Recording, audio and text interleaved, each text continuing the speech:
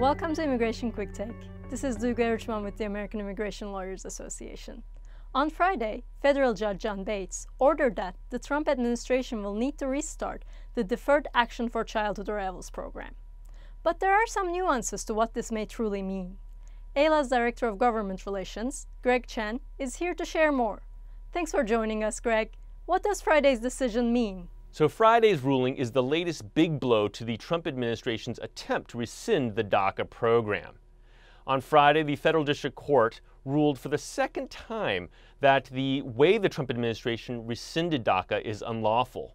And the court ruling could result in a full restart of the DACA program. To take it back a little bit in terms of the context, this is actually the second time this court has found that the way the administration had rescinded DACA is unlawful. And back in April, the same judge concluded the same effect, but gave the government 90 days to explain its legal position.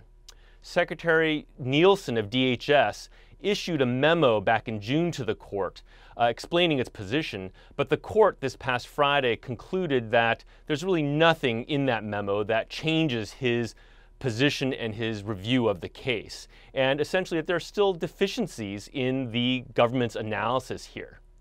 Now, the judge did give the government 20 days to appeal. So that means on August 23rd, if this court ruling goes into effect and is allowed to take effect, what we would see is that the DACA program could be restarted in full because the federal government's attempt to rescind it would be vacated.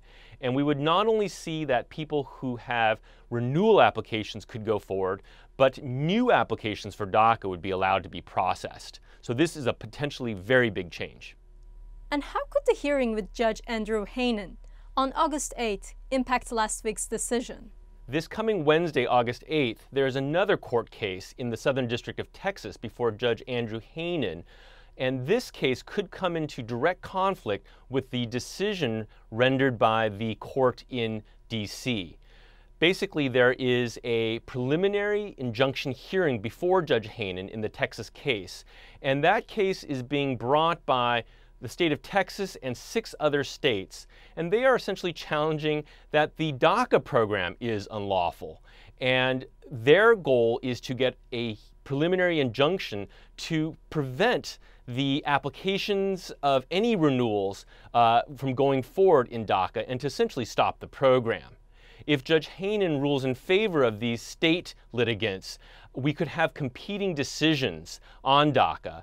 And what could happen here is that USCIS could be prevented from granting renewal applications going forward. What do AILA members need to know as they work with potential DACA recipients? Aside from all the prognostications about what might happen in court, it's important to remember that the DACA program continues to be implemented, at least with regard to the renewal applications.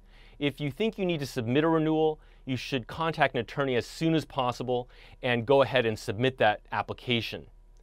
New applications for DACA, however, nothing has changed, and we need to wait and see what happens in the case before Judge Bates before we have any change there.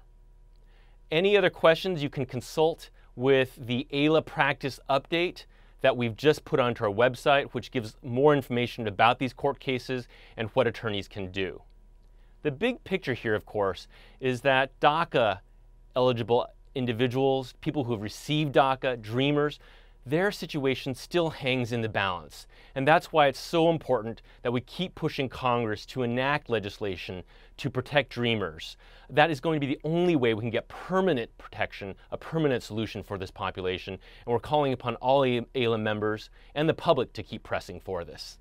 Thank you, Greg, for joining us. And all of you out there, please stay tuned for more updates from the American Immigration Lawyers Association.